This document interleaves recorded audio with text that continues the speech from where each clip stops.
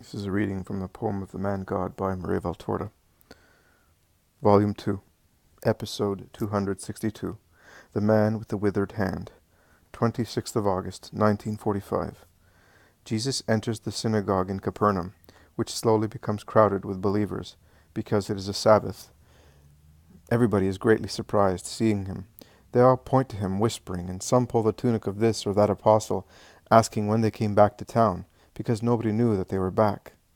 We landed at the fig well, coming from Bethsaida, to avoid taking one step more than is prescribed, my friend, replies Peter to Uriah the Pharisee, who, feeling offended at being called friend by a fisherman, goes away disdainfully and joins his peers in the first row.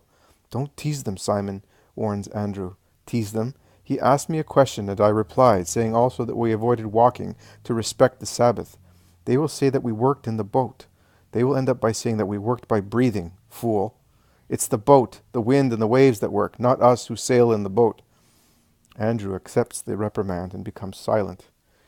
After the preliminary prayers, it is time to read a passage and explain it. The head of the synagogue asks Jesus to do so, but Jesus points to the Pharisees, saying, "Let them do it." But as they do not wish to comply, he is compelled to speak.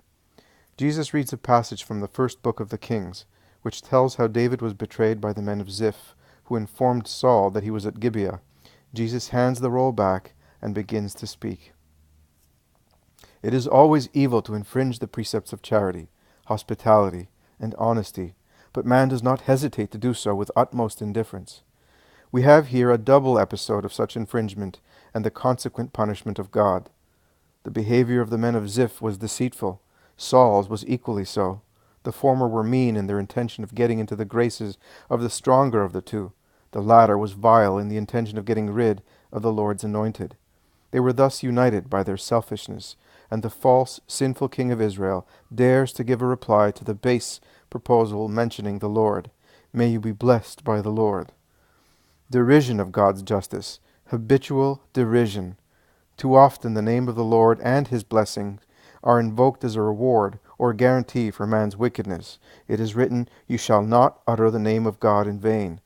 And can there be anything more vain, or rather more wicked, than uttering it to commit a crime against one's neighbor?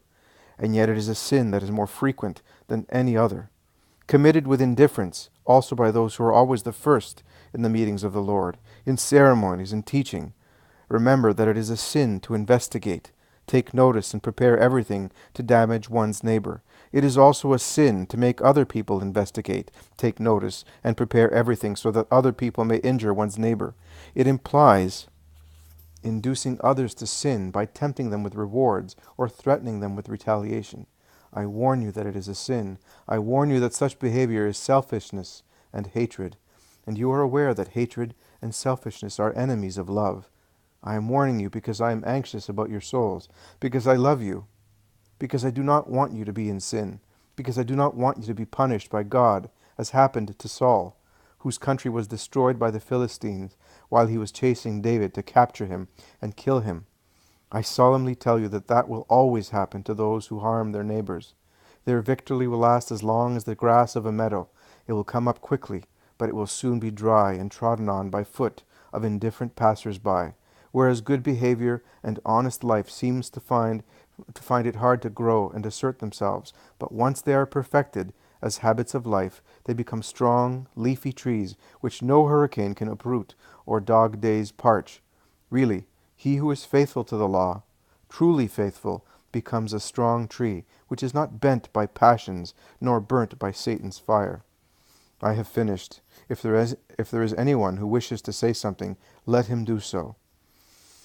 We ask whether you have spoken, referring to us Pharisees.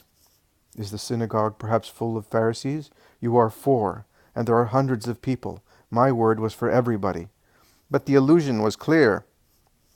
Really, it has never been known that a man accuses himself only because suspicion is thrown on him by a parallel. But that is what you are doing. Why do you accuse yourselves if I do not accuse you? Are you aware of behaving as I said? I am not.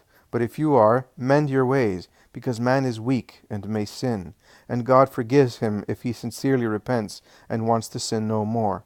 But to persist in evil is double sin, for which there is no forgiveness.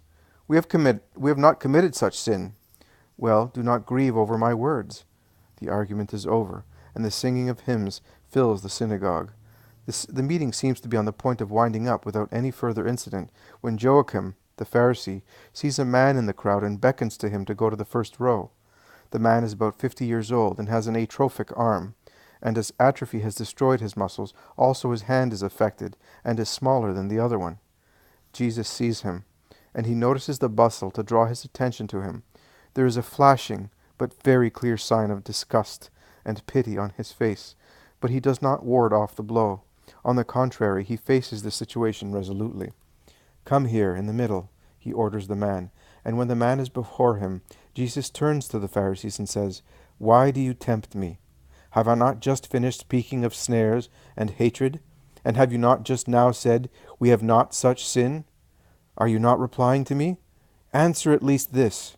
Is it lawful to do good on the Sabbath? Is it lawful to save life or to kill? Are you not replying?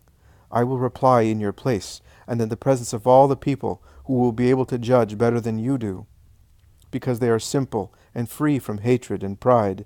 It is not lawful to do any work on the Sabbath, but as it is lawful to pray, so it is lawful to do good, because good is even a greater prayer than the hymns and psalms which we have sung. But neither on the Sabbath nor on any other days is it lawful to do evil. And you have done just that, by intriguing to have here this man, who is not even from Capernaum, and was brought here 2 days ago, as you knew that I was at Bethsaida, and you guessed that I would be coming to my town. And you have done that to see if you can find something to use against me, and thus you commit also the sin of killing your souls instead of saving them. But as far as I am concerned, I forgive you, and I will not disappoint the faith of this man, whom you told to come, saying that I would cure him, whereas you wanted to lay a snare for me. He is innocent, because he came here with no other intention, but to be cured. And be it so. Man, stretch out your hand and go in peace." The man obeys, and his hand is cured, and is like the other one. He makes use of it at once by taking the hem of Jesus' mantle to kiss it, saying, "You know that I was not aware of their true intentions. Had I known, I would have not come, as that I would have preferred to keep my withered hand rather than serve against you. So have no grudge against me. Go in peace, man. I know the truth, and with regard to you, I assure you of my good will." The crowd go out making comments, and Jesus comes out last with his 11 apostles.